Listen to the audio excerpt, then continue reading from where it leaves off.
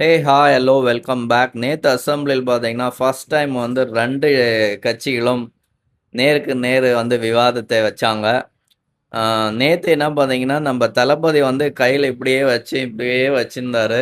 அது சிரிக்க முடியலையா? இல்ல சிரிக்க வந்து கட்டுப்படுத்தினாரான்றது அந்த மைண்ட் வாய்ஸ வந்து யாரு கண்டுபிடிக்குதோ இல்லையோ, ஆனா நம்பளுக்கு கரெக்ட்டா கண்டுபிடிச்சுட்டோம். ஏன்னா, நம்ப ஆல்ரெடி நேத்து மதியமே நம்ப வந்து ஒரு வீடியோ போட்டிருந்தோம். என்னன்னு பார்த்தீங்கன்னா, நம்ப சங்கீதா மேடம் அவர்கள் வந்து வீடியோ கான்ஃபரன்ஸ் மூலமா நேத்து வந்து ஆ டைவர்ஸ் கேஸ் வந்தது. அந்த டைவர்ஸ் கேஸ் அப்புறம் ரிட்டர்ன் வாங்கிட்டாங்க. அந்த ரிட்டர்ன் வாங்குன சந்தோஷத்துல நம்ம தளபதி விஜய் அப்படியே மயக்கத்திலேயே இருந்தாரு. ஏன்னா, அது ஒரு பக்கம் ஹேப்பியா இருந்தாரு அசெம்பிளில உட்காந்துன்னு. ஒரே ஒரு வார்த்தை தான் எழுந்து பேசினாரு. மாஸா பேசிட்டு அப்படியே கத்தம் பண்ணிட்டாரு. அதுக்கப்புறம் வீடியோ கான்ஃபரன்ஸ் போனதுக்கப்புறம் அது முடிஞ்சிருச்சு. அது நம்ம இப்ப டாபிக் பேசுவோம்னா, என்ன ஆப்போசிட் வந்து நம்ம உதயநிதி அவர்கள் வந்து சைலன்ட்டா இருந்தாருன்னா, கன்டென்ட் எதுவும் கிடைக்கல. ஏன்னா, அவங்களுக்கு பேசுறதுக்கு 3 விஷயம் தான். 1 சஞ்சய் சஞ்சய பத்தி பேசுவாரு. அப்பாவ காணோம் கோர்ட்ல தேடுறாருன்னு சொல்லியிருப்பாரு. அதுக்கும் நம்ப மாசா லாஸ்ட் வீக் வந்து நம்ப தளபதி சன் வந்து முடிச்சுட்டாரு.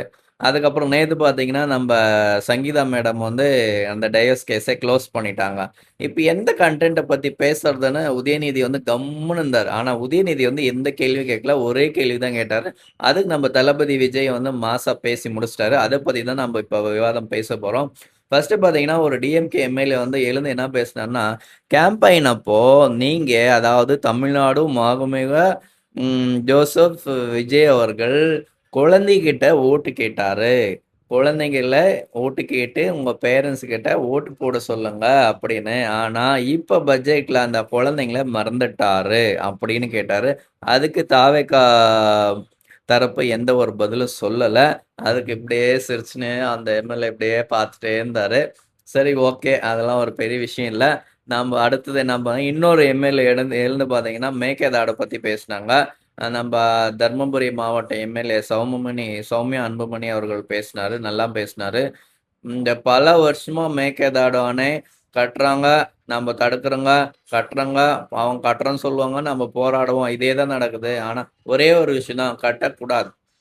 அவ்வளவுதான் அப்படின்னு ஒரே விஷயத்தில் டாட் வச்சு பேசிட்டாங்க. அதுதான் நம்ம தமிழ்நாட்டுல அதாவது கிருஷ்ணகிரி, தர்மபுரியிலேருந்து ஒரு 4 கிலோமீட்டர் தொலைவில தான் மேகதாடு டேம் கட்டுறாங்க. அப்படின்னு சொன்னாங்க. நிஜமா அது அதுதான். எதுக்காக கட்டுறாங்கன்னா, நம்பளுக்கு ஒரு சொட்டு தண்ணீர் கூட விடக்கூடாது. இப்போ வந்த தண்ணி வந்து உபரிது தண்ணி. அதாவது அங்க வந்திருக்கிற அதிகமா மழை, வெள்ளம் இருக்கிறதுனால அழுக்கு தண்ணி தான் விட்டுருக்காங்க. அவங்க நார்மலான நல்ல தண்ணி விட கிடையாது அப்படின்னு பேசினாங்க. சௌமியா அன்புமணி அவர்கள்.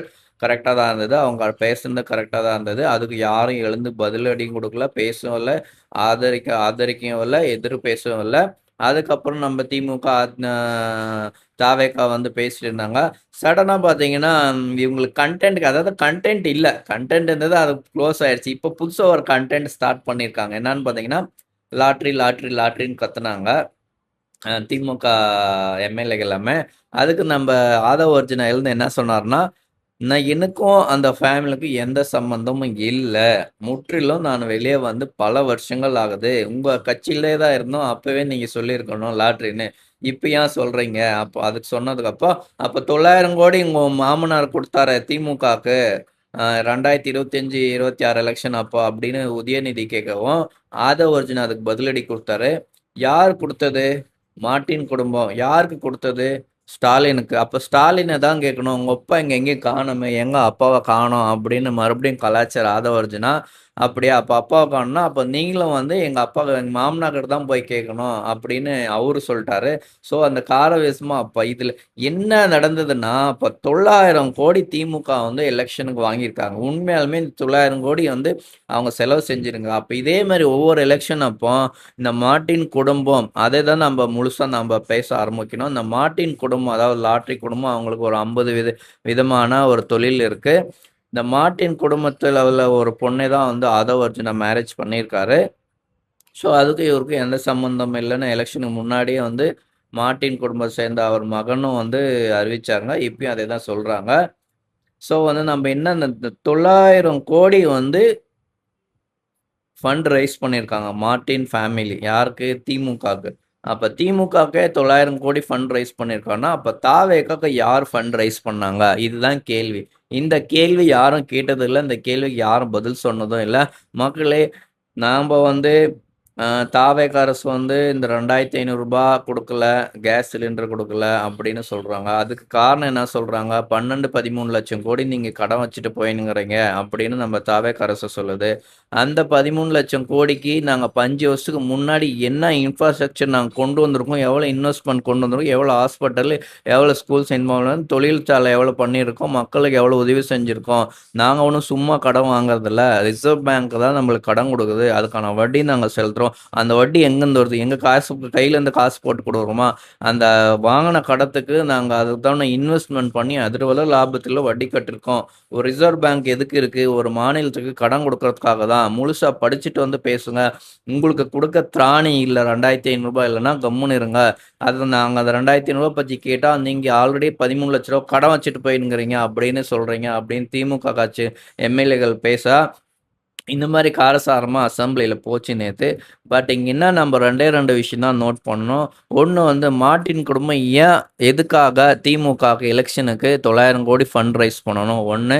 இன்னொன்னு வந்து ஆதவ அர்ஜுனா இருக்கிறதுனால தான் இந்த தாவேக அரசு உருவாக்கப்பட்டது அப்படின்னு சொல்லப்படுது. ஏன் உருவாக்கப்பட்டதுன்னா, அது நானு ஒரு அடுத்த வீடியோல நான் ஒரு 3 நிமிஷம் வீடியோல நான் போடுறேன் பாருங்க.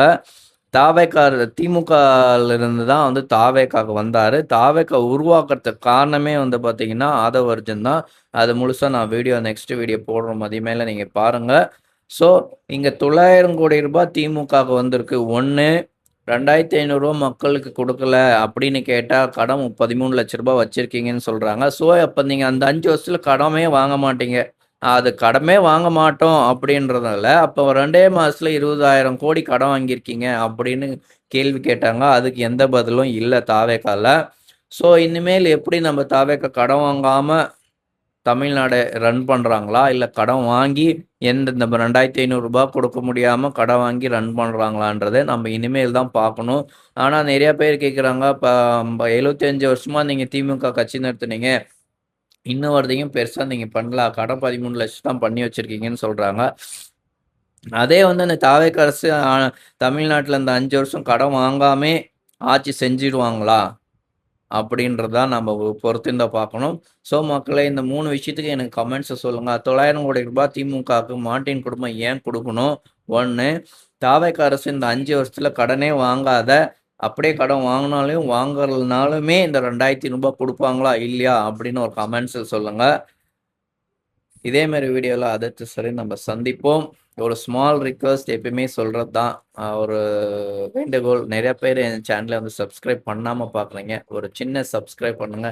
கீழ தான் அந்த சப்ஸ்கிரைப் பட்டன் இருக்கும்.